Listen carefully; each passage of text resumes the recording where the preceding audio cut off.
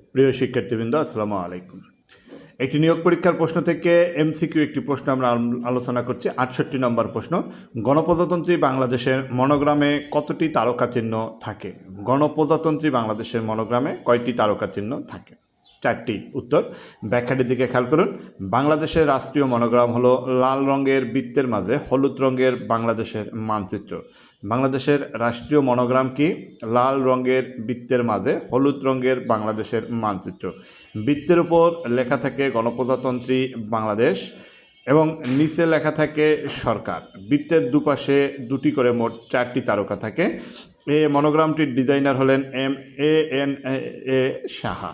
তাহলে বাংলাদেশের যে রাষ্ট্রীয় মনোগ্রাম, এই মনোগ্রাম সংক্রান্ত আপনাকে প্রশ্ন প্রথমত কতটি তারকা চিহ্ন থাকে বা কতটি রং থাকে সেটিও কিন্তু একটা প্রশ্ন।